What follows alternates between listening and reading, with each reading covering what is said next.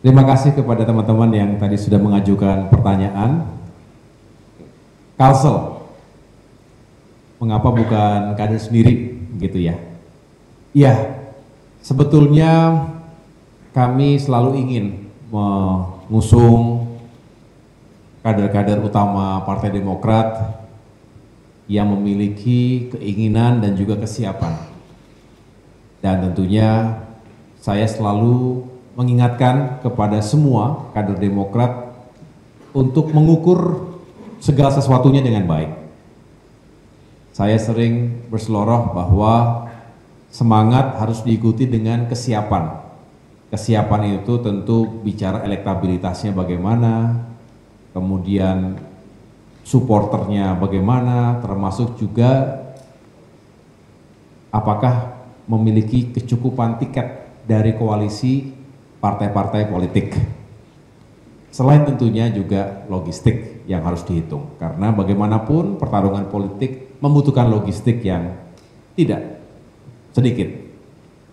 Tapi saya membuka ruang, kami membuka ruang dengan baik, mekanismenya juga jelas, dan tadi Ketua DPD termasuk kader-kader kami di Kalsel juga menyatakan memberikan dukungan penuh kepada pasangan Bapak Muhyiddin dan Bapak Hanuriadi. Ini menunjukkan bahwa kami juga memiliki kedewasaan, rasional, dan tentunya melihat pasangan atau kandidat yang memiliki kans kemenangan yang baik. Jadi mungkin belum saatnya kader Demokrat maju secara langsung, tapi kami menjadi bagian penting dari koalisi yang dibentuk di Kalsel, dan mudah-mudahan seperti yang tadi kami sepakati bersama, Demokrat akan berperan dalam perjuangan, tapi juga insya Allah jika mereka menang menjadi gubernur dan wakil gubernur, maka kami juga akan memiliki peran yang baik dalam pemerintahan 5 tahun mendatang, baik di provinsi maupun di kabupaten kota, termasuk tentunya sinergi dengan jajaran parlemen di Kalsel, di DPRD yang ada di sana. Itu untuk Kalsel. Kemudian untuk Banten, teman-teman juga mengetahui selalu menarik untuk melihat dinamika dan konstelasi politik di Jawa, tentunya termasuk Banten, dan kita tahu memang ada potensi poros-poros koalisi yang terbangun, kemudian tadi disampaikan tidak sama dengan Golkar misalnya, atau Kim tidak selalu sama-sama, ya inilah yang harus kita terima sebagai realitas dalam politik, termasuk dalam pilkada. Seringkali semangatnya memang kita berupaya untuk mencari kesamaan-kesamaan dalam provinsi-provinsi atau daerah-daerah yang memiliki nilai strategis bersama, tapi kami juga menyadari sejak awal bahwa tentunya masing-masing partai punya perhitungan, punya faktor-faktor yang dipertimbangkan, termasuk landscape atau konstelasi politik di daerah mungkin tidak selalu sama dengan apa yang terjadi saat Pilpres. Yang penting bagi kami, para pemimpin parpol di tingkat nasional maupun di tingkat daerah juga memiliki kesadaran itu. Sehingga tentunya saling menghormati dan saling memahami. Mudah-mudahan juga saling menerima.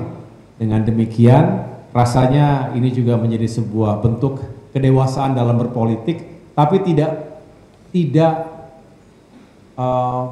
berarti Kim tidak kompak, bukan begitu. Tidak berarti Kim tidak solid, bukan begitu. Karena kami punya visi misi yang jauh lebih besar dari urusan pilkada satu dengan pilkada yang lain. Kami lihat Indonesia, bangsa ini, fokus pada upaya membentuk pemerintahan ke depan yang juga efektif, yang solid, yang juga bisa menjawab berbagai peluang dan tantangan bangsa ke depan. Kalau kemudian ada dinamika satu dan lain hal, akibat pilkada itu hanya menjadi bagian dalam kedewasaan dan proses demokrasi dan politik di Indonesia. Tetapi sekali lagi, ini merupakan sesuatu yang insya Allah kami semua bisa saling terima dan saling menghormati satu sama lain. Kemudian, Yang ketiga tadi terkait dengan DKI Jakarta. Mana tadi? DKI Jakarta, ya. Saya dan Partai Demokrat masih terus melakukan perhitungan-perhitungan, simulasi-simulasi, berkomunikasi dengan berbagai pihak, komunikasi politik antar partai juga terus dilakukan. Sampai dengan kemarin atau 2 hari yang lalu, saya berkomunikasi dengan ketum-ketum Parpol Kim, juga masih mencari bentuk terbaik, ya. Tetapi tentunya belum ada keputusan terkait dengan DKI Jakarta. Jadi saya belum bisa berkomentar panjang tentang itu karena memang kami masih benar-benar menggodok dengan jernih dan tidak terburu-buru. Tetapi mudah-mudahan kalau nanti sudah lebih jelas saya akan sampaikan kepada teman-teman sekalian. Kemudian yang keempat terkait Sumatera Utara.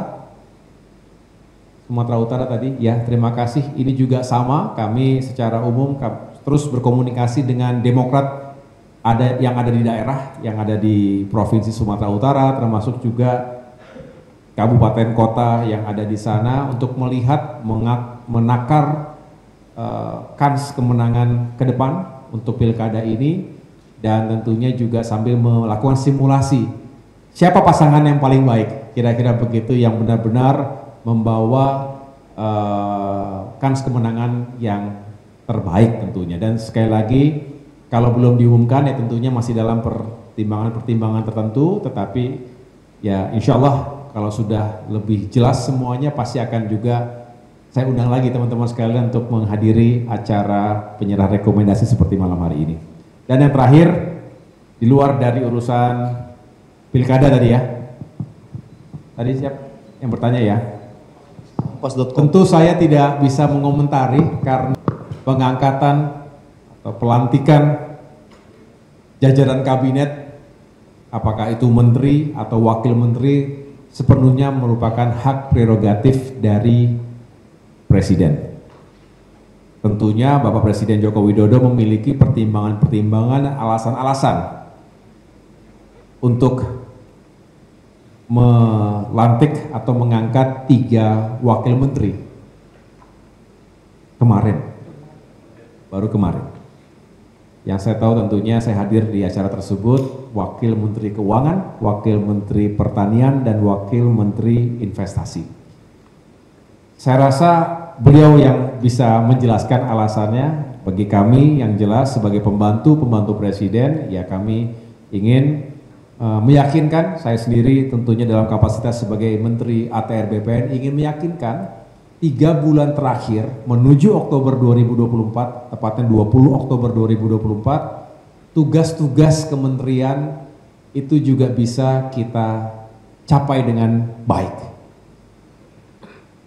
Berkejaran dengan waktu, iya. Kita ingin progresnya benar-benar optimal.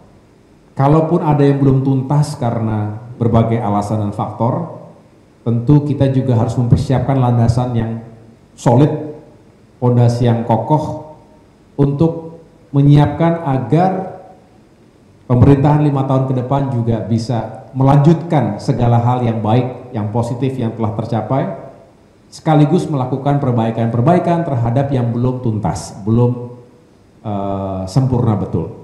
Inilah semangat dari keberlanjutan dan juga sekaligus melakukan perbaikan dan penyempurnaan. Saya rasa semangat ini yang ditanamkan oleh Bapak Presiden Joko Widodo, dan juga hal yang sama diyakini oleh Presiden terpilih kita Bapak Prabowo Subianto. Beliau selalu mengatakan kita lanjutkan segala yang sudah baik, bukan hanya 10 tahun terakhir ini, tapi juga di masa atau periode-periode sebelumnya yang bagus-bagus kita bisa lanjutkan, bisa kita tingkatkan. Yang belum ya kita perbaiki bersama-sama. Jadi itu saja, saya tidak mengomentari terlalu banyak terkait dengan itu karena bukan menjadi kewenangan dan otoritas. Terima kasih teman-teman sekalian atas waktunya.